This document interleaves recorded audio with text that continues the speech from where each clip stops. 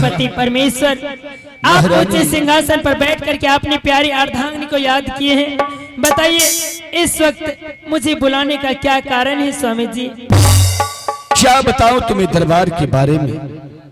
हमेशा की तरह आज भी जब मैं सिंह दरबार में आया, जब अपने नजर अपने राज के ऊपर दौड़ाया तो ये राज उदास, ये दरबार उदास, उदासीपन देख के हमेशा की तरह आज भी मेरे आंख में आंसू आ गया। महारानी, हाँ स्वामी जी। ना जाने हम लोगों की तीसरा पन चल रहा है। हमारी शादी की कई साल हो गए, आज तक तुम्हारे कोख से एक भी बच्चे का जन्म नहीं हुआ है। कहीं मैं गुजर जाऊंगा तो ये 14 कोस की राज, मेरे सर की ताज कौन संभालेगा? स्वामी जी आप ही बताइए, अब तक मैं एक पुत्र को जन्म नहीं दे पाई अपने कोख से।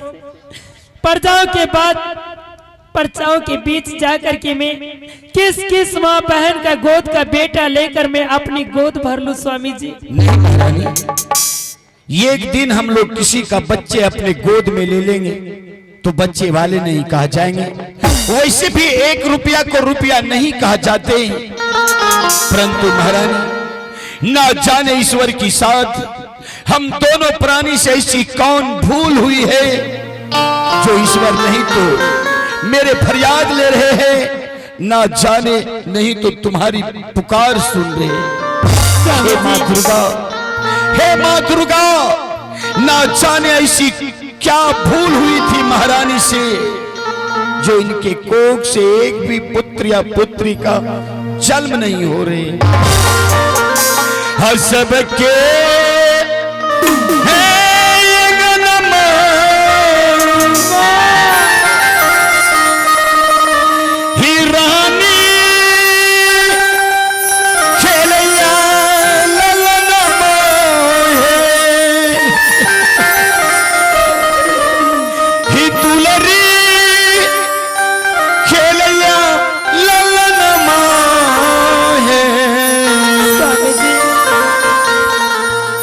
रानी है आप अनुज भवन, अल्लाह गेला उतार हस किए के ललना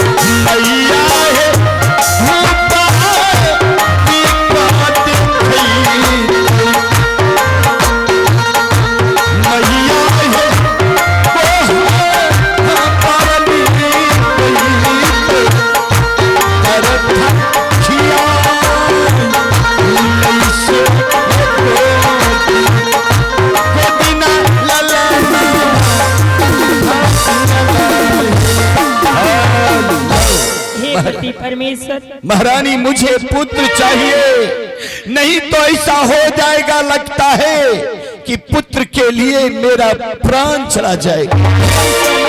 ऐसा नहीं बोलते प्राणनाथ। हे स्वामी जी, पुत्र के लिए तुम्हारे पास और कोई उपाय, कोई रास्ता है तो मुझे बताओ महारानी।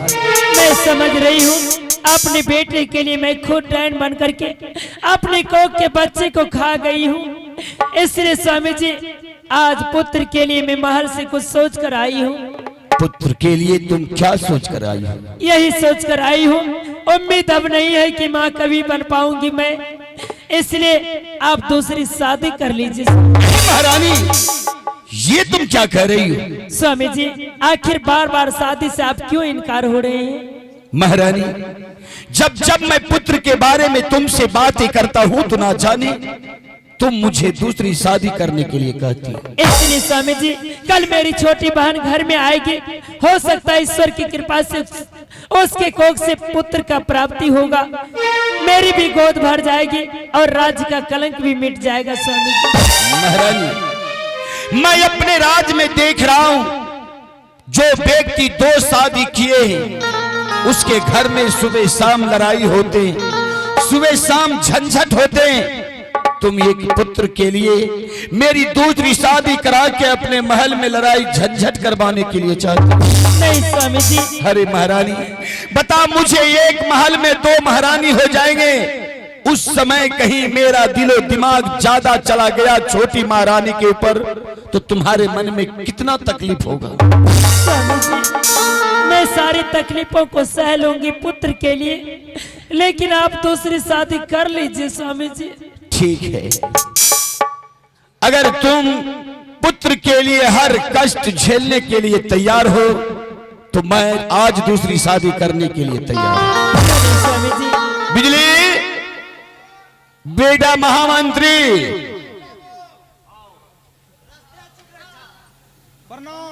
खुश रहो। डबल प्रणाम। खुश रहो। प्रणाम है प्रणाम। अरे इतना प्रणाम किस लिए? बराबर प्रणाम। हाँ बराबर प्रणाम।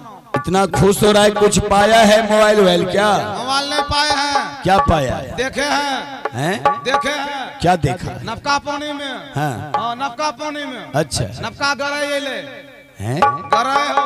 अच्छा, ये खाली सावन निकलेगा समझियो। हाँ, चलते है मुर्गी हलाल।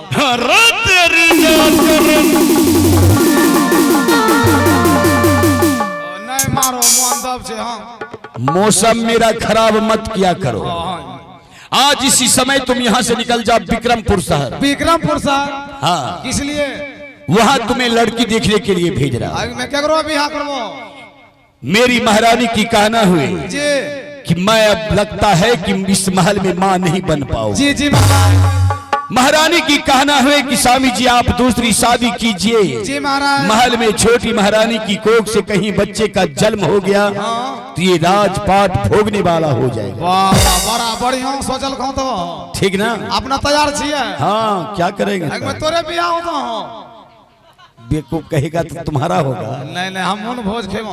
हाँ, भोज। हाँ, लेकिन महाराज इस समय अभी हम लोग चलेंगे यहाँ से विक्रमपुर शहर। हाँ, और तब तक के लिए आप महारानी जी के साथ जाइए, महल में कुछ पल बातें करेंगे।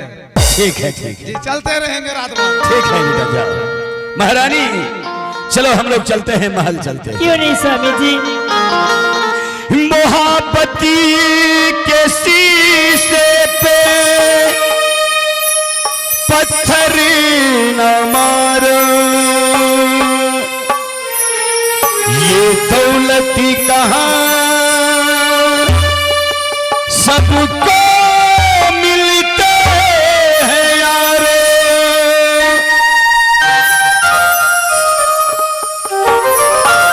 नजराना सा चंद का प्यार,